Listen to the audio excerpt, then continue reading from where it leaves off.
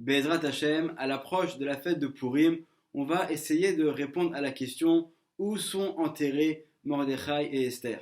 Donc, on n'aura pas la prétention dans ce Dvar Torah de donner une réponse qui va être définitive, mais Bezrat Hashem, on va essayer d'apporter quelques éléments, et j'espère qu'avec cela, déjà, on pourra aussi en tirer un enseignement et aborder également différents sujets qui, je pense, sont vraiment très intéressants. Alors, jusqu'à il n'y a encore pas très longtemps, vous avez certainement tous pu voir les vidéos qui ont été filmées en Iran, dans la ville de Hamedan, qui est apparemment, selon certaines traditions, l'ancienne ville de Shushan, donc où a eu lieu l'histoire de Esther et Mordechai. Et là-bas, il y a un monument qui est assez imposant, dans lequel on voit deux tombes qui ressemblent vraiment beaucoup au même modèle qu'on retrouve dans le caveau des patriarches à Hebron, et qui seraient apparemment décrits comme étant les tombes de Mordechai et Esther.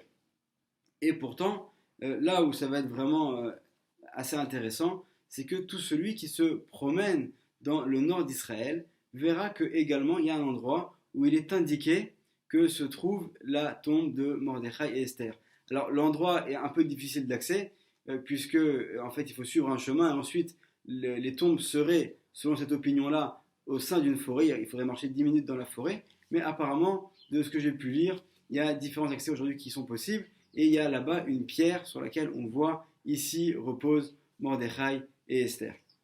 Donc on va essayer d'aborder différentes sources et essayer un peu plus de comprendre de quoi il s'agit.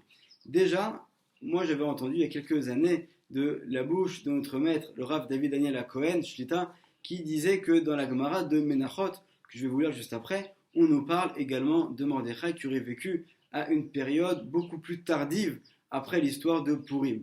Et également, l'année dernière, dans le cours sur Purim qu'a donné le Rav Benayahu Shmueli, le Rosh Yeshiva de la Yeshiva des Mekoubalim de Nahar Shalom à Yerushalayim, également il a dit « Nous ne savons pas où sont enterrés Mordechai et Esther de manière claire ».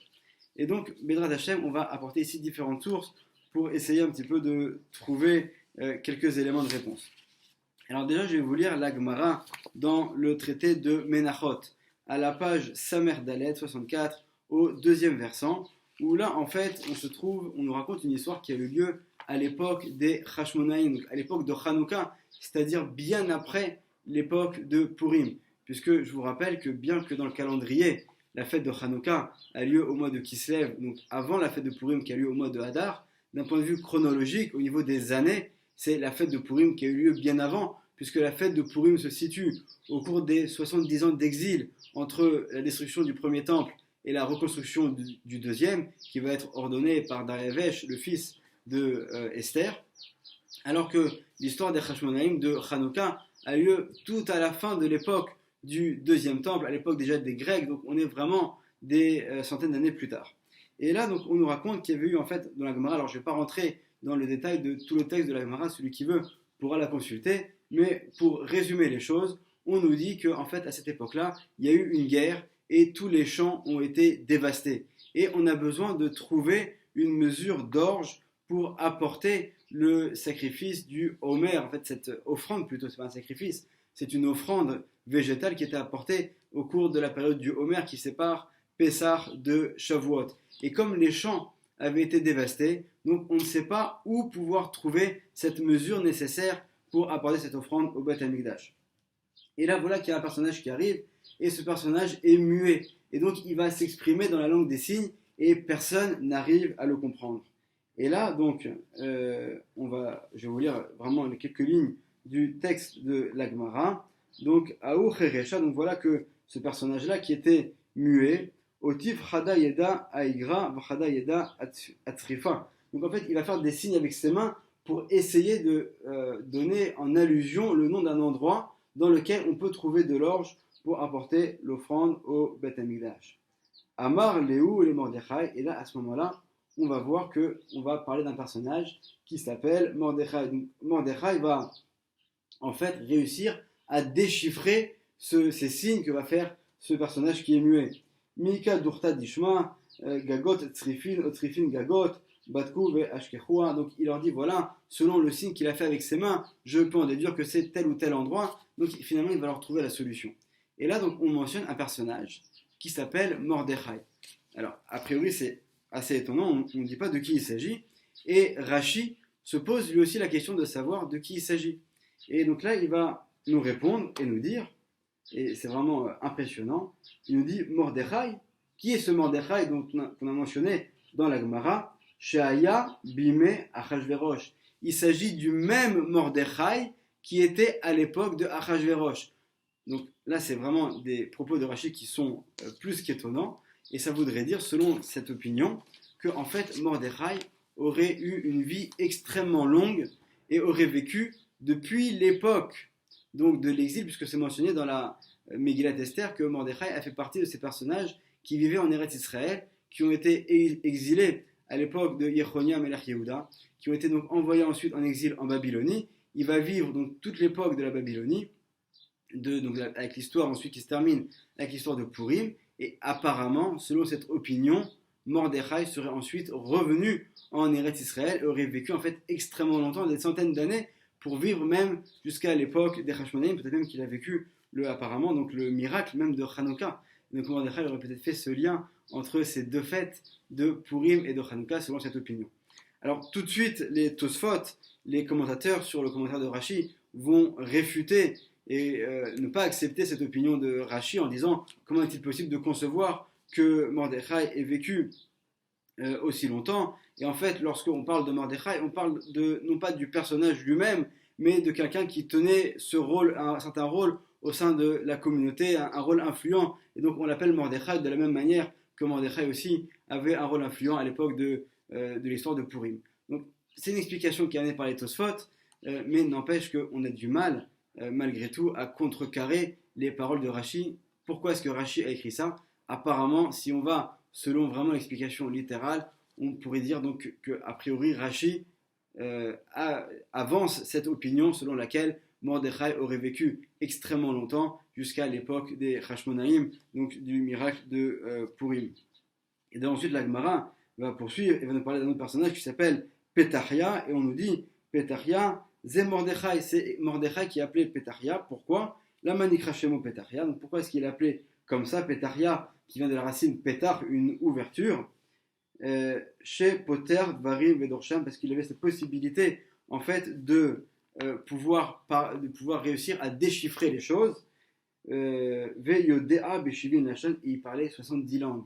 Et là également, alors c'est pas mentionné ici, mais c'est une opinion personnelle qui n'engage que moi.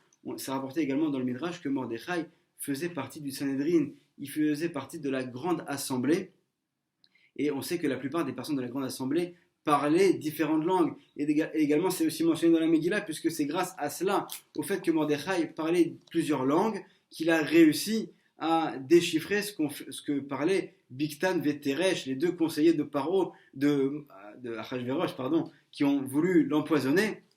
Et c'est grâce à cela que Mordechai va aller le dire à Esther, Esther va le dire à Achashverosh, et finalement on va réussir à découvrir donc ce plan qui était préparé contre Achashverosh, et ces deux personnages vont être pendus, et on va mentionner dans le livre des faits de la royauté d'Achashverosh que Mordechai, le juif, a sauvé la vie de Achashverosh. Donc on voit que dans la Megillah, on nous dit que Mordechai parlait donc différentes langues, et là aussi, de nouveau, on voit dans la Gemara, dans le texte même de la Gemara, la suite qui vient finalement renforcer les paroles de Rashi selon le sens littéral, qui voudrait bien dire qu'il s'agit bien du même Mordechai, de ce personnage donc, qui a vécu depuis l'époque du Sanhedrin au cours du premier temple, qui aurait donc vécu toute la période d'exil en Babylonie, l'histoire de Purim, mais qui ensuite apparemment serait revenu en Eretz Israël, peut-être pour la construction du deuxième temple, et qui ensuite a vécu jusqu'à l'époque des Hashmonaïm, donc l'époque du miracle de Hanouka, et qui a été enterré en Eretz Israël, en Galilée, dans le nord d'Eretz Israël. Alors on pourrait être étonné de se dire comment se fait-il que Mordechai a vécu aussi longtemps que cela, comment est-ce que c'est possible? Mais on va voir qu'il y a également d'autres exemples. Il y a par exemple celui de Achia Ashiloni, ce personnage qui va vivre depuis l'époque des Béné Israël en Égypte, et qui va ensuite revenir en Eretz Israël. Il va vivre pendant des centaines d'années, puisque c'est lui qui va être le prophète qui va nommer le roi Yerovam au pouvoir. Donc on voit que c'est également un exemple d'un personnage, et c'est mentionné dans les écrits du Harizal, qui a vécu des centaines d'années. L'autre exemple également qu'on a, c'est l'exemple de Serach Bat Asher. Sérach, la fille de Hacher, donc la petite fille de Yaakov, qui elle fait partie, selon le Midrash, des 70 personnes qui descendent avec Yaakov en Égypte pour aller s'installer dans la terre de Goshen. Et on voit que lorsque, ensuite, à la fin de l'exil, 210 ans plus tard, Moshe Rabbeinu souhaite retrouver le cercueil de Yosef, il ne sait pas à qui s'adresser, il nous dit le Midrash, il va retrouver Serach bat Hacher, donc cette fille de Hacher, cette petite fille de Yaakov, qui est toujours vivante à ce moment-là, 210 ans plus tard, il va lui dire, sais-tu où est enterré Yosef? Et c'est elle qui va lui dire qu'en fait, le cercueil avait été jeté au fin fond du Nil. Et ensuite, comme le Midrash le mentionne, Moshe va utiliser des noms d'Hachem pour permettre de retrouver ce cercueil et le faire sortir d'Égypte. Mais Serach bat Hacher, on la retrouve également des centaines d'années plus tard, après cette histoire. Et c'est mentionné dans Shmuel Bet, dans le Pérec, le chapitre 20, où en fait on nous raconte l'histoire de Sheva ben Bichri, qui est ce personnage qui s'est révolté contre le roi David. Et là aussi, on ne peut pas rentrer dans tous les détails, mais finalement, lui, avec différentes personnes, vont se retrancher dans une ville.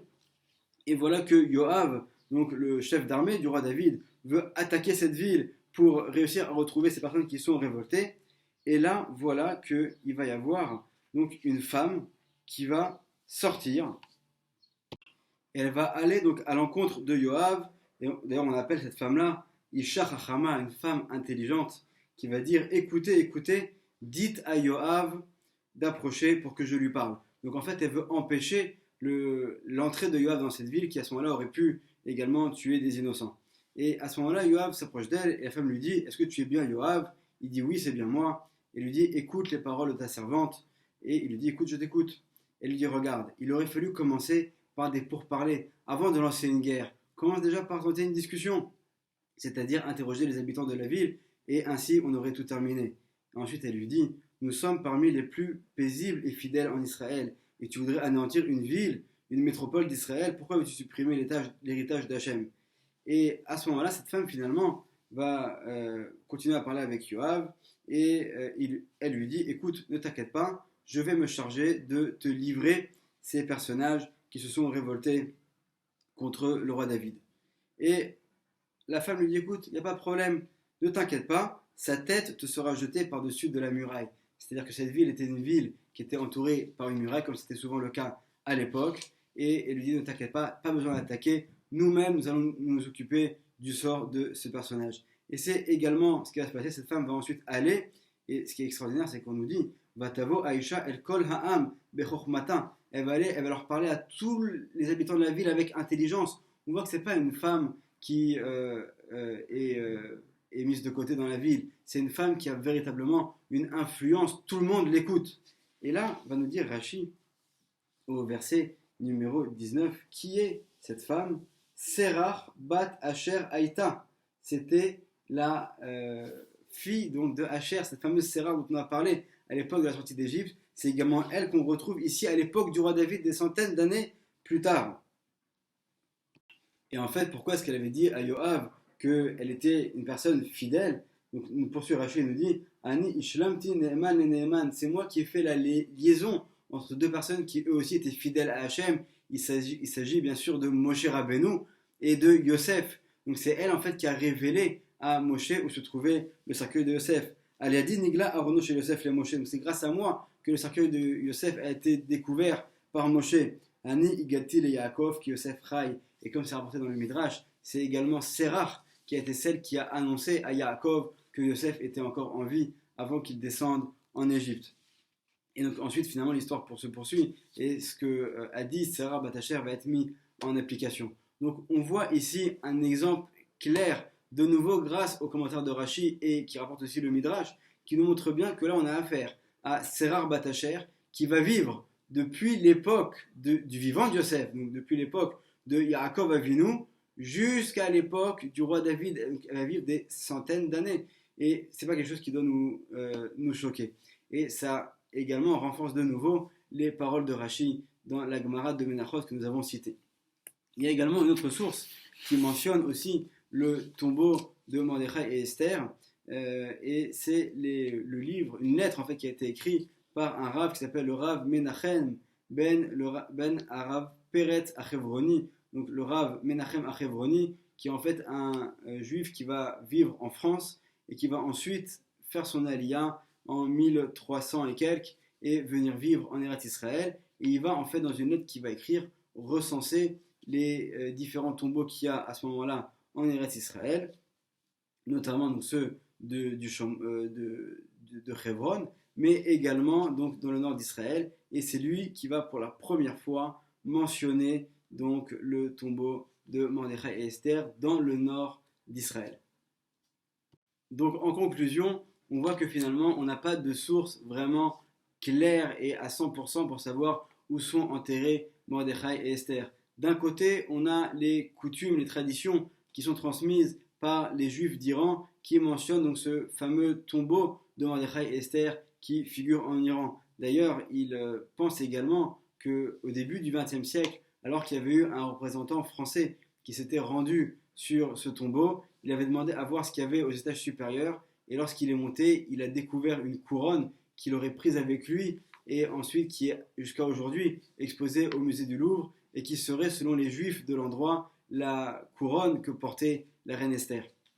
Et donc d'un côté, on a cette tradition-là, mais d'un autre côté, on a aussi d'autres écrits qui sont vraiment très surprenants de la part de Rashi concernant Mordechai, qui serait en fait après l'histoire de Purim, revenu en Eretz Israël et qui aurait été ensuite enterré en Eretz Israël. Quoi qu'il en soit, on sait que le mérite de Mordechai va nous accompagner au cours de toutes les générations. C'est grâce à la prière de Mordechai et Esther que le peuple entier va savoir se mobiliser et finalement réussir à déjouer les mauvais desseins d'Aman Aracha. Et Bézat Hashem, à notre époque, à nous, où on est entouré d'ennemis, où nombreux sont malheureusement les peuples et les dirigeants qui souhaitent voir notre disparition, on voit avec quelle force la main d'Hachem intervient, sans même que nous ayons besoin de faire la guerre avec eux. Finalement, soit ils s'entretuent, soit Hachem envoie sur eux des maladies, des tremblements de terre et des problèmes. Et finalement, on voit que lorsque le peuple d'Israël se renforce dans sa Torah, alors finalement Hachem fait pour nous le travail. Et c'est ce qui s'est passé déjà à l'époque de Mordechai et Esther. Et Bézat Hachem, c'est ce qui se passe sous nos yeux, également dans notre génération, où finalement, par l'intermédiaire de faits qui pourraient apparaître être des faits de la nature, c'est en fait l'Amad Hachem qui est là et qui nous fait nous rapprocher de plus en plus de la délivrance. Bézat Hachem, après avoir eu le délivreur Moshe Rabbeinu qui nous a sortis d'Égypte, après avoir eu Mordechai, qui est celui qui va diriger le peuple pour permettre également ensuite de déclencher la fin de la période d'Aman et le retour en Eretz Israël les années suivantes, que nous aussi, qui nous trouvons maintenant, Baruch Hashem en Eretz Israël, nous puissions avoir ce mérite d'avoir le dernier délivreur, le Mashiach Tzidkenu, Bimera, Beyamenu, Amen, Chag, Purim, Sameach.